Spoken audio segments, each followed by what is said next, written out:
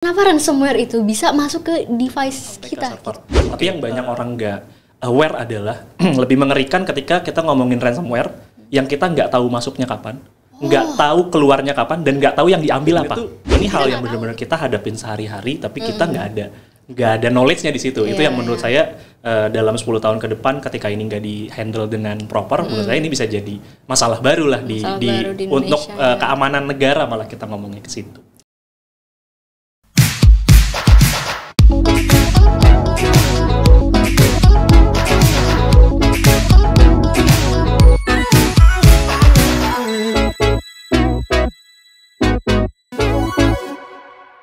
Gimana tuh cara melindungi data dari ransomware ini? Apa itu yang harus dilakukan gitu? Kalau ini bukan peribahasa sih, ini framework yang saya pegang dari pertama kali saya kerja di cyber security, dan framework ini ada dari tahun 1950-an atau 40-an. Dan ini masih relate sampai hari ini terkait dengan people, proses, teknologi. People, proses, teknologi. Orang tuh selalu bilang kita punya teknologi paling bagus di seluruh jagat semesta gitu lah ya, di seluruh alam semesta kita punya teknologi terbaik yang kita punya. Tapi ketika kita nggak punya orang yang berkualitas untuk ngejalanin solusinya, teknologinya, dan kita tidak punya proses yang benar untuk menjalankan solusinya, sama aja bohong. Sama aja bohong. Jadi kayak kita punya Ferrari, tapi yang ngedriving Ferrarinya supir angkot. Apa yang terjadi? Dia nggak ugal-ugalan, dan dia tidak tahu juga cara mengendarai Ferrari karena dia terbiasa sama angkot gitu. Nah, itu kurang lebih sebenarnya analogi yang gampang ketika bicara masalah cyber security. Itu pun juga kejadian sama di cyber security juga. Jadi 3 hal ini mesti tercapai untuk bisa masuk ke dunia cyber security yang ideal. Oke, nggak cuma one solution. Enggak, kita bikin, dan misalkan aku ambil contoh lagi, kita udah nge-hire orang cyber security terbaik seplanet ini gitu, misalkan gak ada yang bisa ngalahin orang-orang cyber security kita paling bagus. Proses kita juga udah paling bagus, teknologinya bikin sendiri. Ya itu kan berarti kan ada gap di situ kan. Bukan memakai teknologi yang memang sudah born untuk dilakukan atau melaksanakan cyber security incident, tapi dia malah bikin sendiri gitu, di mana itu butuh waktu untuk membangunnya lagi, butuh waktu untuk belajar lagi. Jadi akhirnya gap itu juga nggak keisi, akhirnya masuknya dari celah teknologi. Jadi banyak banget. Jadi dari 3 ini kita harus punya 3 poin ini untuk bisa sinergi lah jadinya, sinergi untuk bisa jalanin cyber security activity yang baik dan benar. Begitupun kita misalkan kalau dari perusahaan juga bukan cuma orang IT-nya aja yang mesti di-train, tapi justru orang-orang di sekitarnya yang mesti di-train, kayak finance, kayak staff biasa, itu mesti di-educate juga.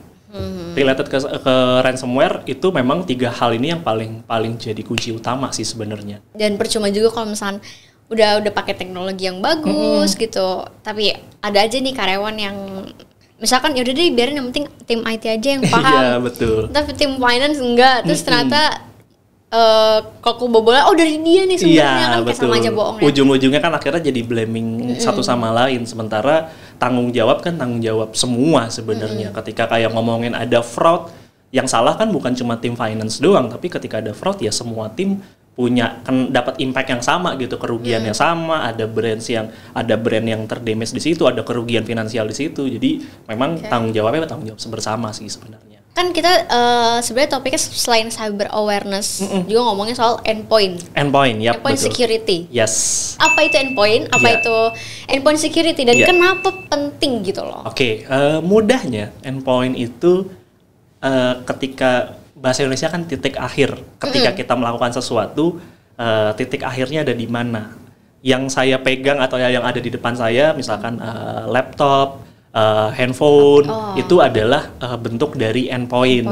Server itu adalah bentuk dari endpoint, karena ketika saya connect ke jaringan, tujuan akhir saya mau kemana? Misalkan ke server, atau yang saya mengakses dari mana? Dari laptop, dari mobile device. Nah, itu adalah definisi dari endpoint, titik akhir dari suatu akses di environment lah gitu, atau dari jaringan atau apapun, pasti tujuan akhirnya biasanya ada device yang diakses, itu endpoint.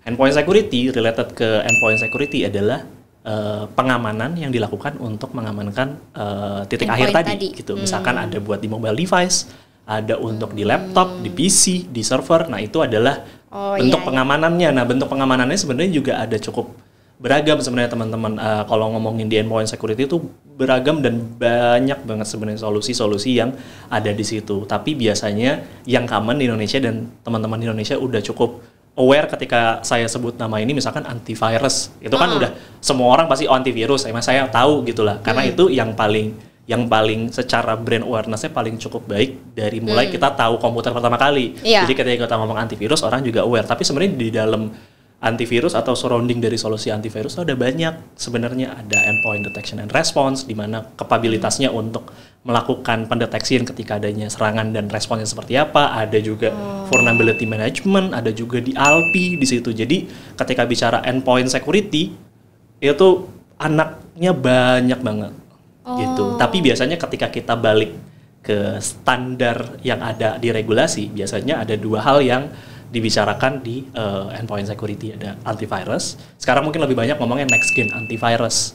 Karena kalau antivirus zaman dulu tuh sifat utamanya adalah semudah signature base. Apa itu signature base? Jadi misalkan saya mendeteksi ada satu serangan, signature itu berbasis datanya itu informasinya apa? Tanda tangan lah kan, signature kan artinya adalah tanda tangan. Tanda tangan bentuknya kan berarti kan unik ya. Setiap serangan satu dengan yang lain unik. Jadi ketika saya dapat serangannya, saya dapat signature-nya saya simpan di antivirus solusi saya. Jadi nanti ketika kejadian dia akan compare dengan list signature yang dia punya. Itu yang tradisional. Yang next gen-nya itu yang biasanya lebih sophisticated, bisa mendeteksi serangan seperti ransomware, bisa ngelihat serangan-serangan yang lebih sophisticated pakai AI, behavioral based. Nah, itu next gen antivirus. Di sisi lain juga ada EDR yang fungsinya memang lebih detail bicara masalah pendeteksian serangan. Jadi ada beberapa kan yang kita behaviornya baru atau signature-nya nggak ada sama sekali. Nggak ada yang tahu gitu loh. Semua brand nggak ada yang tahu. Nah, tugas utamanya EDR untuk melihat serangan-serangan yang tidak ada bentuk seperti itu. Jadi EDR yang akan bekerja di situ. Nah, dua komponen ini yang biasanya jadi kunci utama di salah satu kebutuhan endpoint security gitu. Oke, berarti macam-macam endpoint security itu banyak banget. Banyak banget, betul. Yang paling sering tuh EDR sama antivirus. Next gen antivirus. Next gen antivirus. Iya, betul. Terus ada juga DLP, terus ada juga vulnerability gitu ya. Iya, betul, ada cukup banyak. Nah, tadi mungkin poin terakhir aku juga mau sampaikan kenapa masih jadi atau kenapa endpoint security itu important atau penting gitu. Karena sebenarnya balik lagi karena endpoint itu adalah titik akhir atau awal dan lebih banyak biasanya kalau kita ngomongin endpoint kan ini BYOD ya. Jarang kita datang ke kantor, mungkin perusahaan-perusahaan yang masih yang sifatnya mungkin banking itu mereka punya device sendiri gitu, datang ke kantor ada PC gitu lah ya. Tapi ada banyak juga kan orang yang BYOD device-nya mereka bawa kemana-mana, pergi keluar ke dalam dan nggak bisa dikontrol gitu. Ketika connect ke environment perusahaan, ternyata dia ada install aplikasi macam-macam di luar gitu yang kita nggak tahu gitu. Terus akhirnya jadi ngebawa bencana gitu ke kantor. Nah, makanya endpoint itu jadi garda pertama dan garda akhir sebenarnya. Garda pertama garda pertama ketika kita bawa ini device ini kemana-mana, atau garda akhir ketika misalkan semua solusi security di depan tidak berhasil menghalau cyber security attack gitu. Karena kan endpoint balik lagi titik akhir kan. Jadi endpoint security itu jadi penting. Kayak bayangin aja nih, misalkan kita di perusahaan di kantor pakai terus ya. Oke, mungkin ada firewall-nya gitu ya. Betul. Terus kalau misalnya kita lagi kerja di luar nih, lagi di kafe atau di perpus, WFA, WFC. Sekarang yang lagi kapan tuh WFC. Iya, terus tiba-tiba butuh wifi nih, terus pakai wifi-nya nggak tahu nih bener apa enggak gitu, terus download. Kan kalau di kantor kan kadang bisa keblok gitu ya. Kalau misalnya ada nih website yang nggak bisa kita buka karena potensinya nggak bagus nih ke laptop gitu ya. Kalau di luar kan nggak bisa ya. Nggak bisa. Berarti ini bener-bener endpoint nih penting banget untuk ngejaga dari hal-hal kayak tadi gitu ya. Basic function tapi paling critical gitu loh. Critical. Iya, betul. Oke. Nah, ngomongin soal EDR sama next gen antivirus. Siap. Ada bedanya nggak sih, Mas? Sebenarnya sekarang kalau ngomongin dua solusi ini udah banyak company atau misalkan company owner atau business owner yang udah gabungin ini jadi satu kebutuhan. Tapi fundamentalnya memang perbedaannya kalau yang NGAV dan EDR ini sebenarnya sangat basic banget. Tapi ini biasanya terkadang nggak dapat perbedaan pentingnya. Tapi biasanya kalau ngomongin NGAV ini dia berbasis data, berbasis signature atau berbasis behavior. Tapi ketika ngomong EDR ini dia pure, dia analytic only. Jadi sebenarnya dia tugasnya seperti kalau function kan ada endpoint, detection, and response. Dua bagian pertama ini fungsinya kayak CCTV. Detection kan? Detection, karena dia ngerekam everything, dia record everything. Jadi ketika dia lihat pada saat di record ada activity yang suspicious, mencurigakan, baru responnya bekerja. Nah, responsnya sendiri bisa tergantung dari apa yang kita buat di EDR solution-nya. Bisa kita langsung isolate perangkatnya jadi nggak bisa ngobrol kemana-mana. Itu langsung dari si EDR-nya? Betul, langsung dari solusi EDR-nya. Jadi langsung di isolate, langsung di block, langsung misalkan kita kill prosesnya. Jadi itu akan tergantung dari solusi EDR yang dipunyain dari masing-masing customer lah sebenarnya kayak gitu. Jadi lebih functionnya mungkin terlihat lebih manual atau lebih human process, tapi sebenarnya EDR ini filling the gap dari si NGAV. Karena pasti NGAV nggak bisa nge-protect everything. EDR itu sebenarnya filling the gap untuk menyelesaikan sisanya. Karena orang biasanya ngomong NGAV itu protect 99% your organization. 1%-nya siapa yang protect? Nah, itu EDR. Nah, terus nih. Ngomong-ngomong soal yang tadi nih, EDR sama next gen antivirus. Apakah Cybereason tuh punya solusi ini? Karena yang sejenis ini? Karena diomongin pasti punya dong gitu. Kalau basa-basi dulu. Basa-basi lah ya. Karena kalau kebetulan Cybereason itu startnya dari 2016, kita memang udah breed-nya atau born-nya pertama kali itu malah justru dari EDR dulu. Karena secara company kita merasa EDR ini masih jadi satu solusi yang lumayan lacking di beberapa organisasi karena mereka masih belum aware dengan adanya solusi yang namanya EDR. Mereka masih aware dengan solusi namanya antivirus. Kayak udah awam banget gitu. Awam banget, betul. Tapi masalahnya ketika kita track back, kalau 2016 saya belum tentu ada di Cybereason, tapi track back ketika saya udah di Cybereason, itu banyak kejadian company itu kena breach memang ketika solusinya hanya ada NGAV aja, karena mereka biasanya akan kekurangan feature atau kemampuan untuk melakukan behavioral analysis. Karena dia biasanya hanya berdasarkan signature, itu berarti kan pattern ya. Ketika patternnya nggak ada, betul. Ketika patternnya nggak ada atau mudahnya ketika fotonya nggak ada, ya saya nggak tahu. Ya mungkin dia aman-aman aja kali gitu loh. Oh iya benar. Jadi ini tugasnya si EDR. Betul. Oke, benar. Lanjut. Jadi itulah kenapa jadi Cybereason start dari EDR dulu, dan kita udah lumayan banyak ikut beberapa global testing lah ya kita ngomongnya. Ada kayak Mitre Attack Evaluation, terus habis itu dari Gartner, mungkin kalau teman-teman yang benar-benar cyber security enthusiast yang tahu, Gartner mungkin di Indonesia jadi salah satu poin penting juga. Kita udah ikut di dua itu. Nah, di 2019-2020 kita akhirnya creating satu solusi. Akhirnya merembet ke beberapa solusi lain. Sebenarnya kita ada juga solusinya namanya XDR, bukan EDR doang. Jadi, aku dengar, aku tahu. Betul. Dan ini lagi lumayan di market Indonesia ini lagi lumayan demand-nya lumayan tinggi karena pelanggan merasa kayak ketika saya ngomongin XDR semuanya saya pasti punya gitu, karena X-nya itu meaning-nya ada dua, ada extended detection and response, ada juga meaning X itu artinya everything. Jadi XDR itu kayak singkatnya, maaf mas aku potong. Nggak apa-apa dong. Jadi singkatnya kayak gabungan antara EDR dan NGAV. EDR, NGAV, karena kalau ngomongin solusi XDR itu sebenarnya kan ada banyak ya, ada NDR juga, ada dari area network, ada area endpoint, ada areanya cloud. Jadi banyak. Ketika ngomongin XDR, semua data itu dikumpulin jadi satu, dikorelasi jadi satu single pane of glass. Jadi solusinya lebih tercentralized. Jadi semuanya kepegang gitu ya, jadi, nggak cuma dari jaringan doang. Cybereason startnya dari endpoint, tapi end up-nya kita sekarang malah handle-nya jadi lebih secara cyber security point of view jadi lebih luas banget sih. Luas banget. Jadi tergantung baik lagi kebutuhannya yang mana. Betul. Cybereason punya solusinya. Betul. Oke, gitu. Mulai dari endpoint, terus NGAV, terus betul. XDR juga. XDR, betul. Lebih ke XDR berarti XDR. Even sampai sekarang kita udah ada soft launch-nya untuk CM malah bahkan.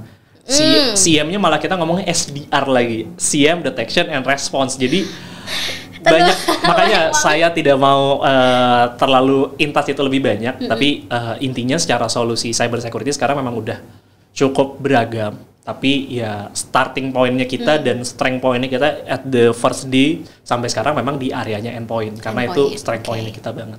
Karena memang mau highlight kalau endpoint tuh garda terdepan banget loh. Kalau ada apa-apa bocornya awalnya dari endpoint gitu loh. Jadi betapa pentingnya untuk ngelindungin perangkat endpoint gitu. Ternyata banyak banget ya. Pas Mas sebut lagi kayak ada CM, terus ada firewall juga nih. Pengen nanya tapi ntar jadi 2 jam nggak kelar-kelar. Di belakang aja nanti nanya deh. Oke. Sebenarnya nih ya. Sebenarnya udah segitu doang ya pertanyaannya ya, udah kelar ya. Bener juga. Gue gak kerasa. kasihkan kayaknya. Coba deh ini aku mau nanya sendiri nih. Di luar skrip deh, ntar boleh dipotong boleh apa. Ayo, gak apa-apa. Apa sih bedanya si firewall, si EDR, sama si CM ini kan setahu aku ya, CM itu tuh yang ngumpulin semuanya. Betul. Dari network, yang dari pokoknya dari semuanya ditaruh di satu, dilihat di CM log-lognya gitu. Betul. Itu kan? Betul. Apa bedanya? Betul. Apa sama firewall? Bedanya simpelnya gini, misalkan kalau ngomongin endpoint berarti kan yang saya mau amankan, tujuan akhir saya berarti endpoint-nya.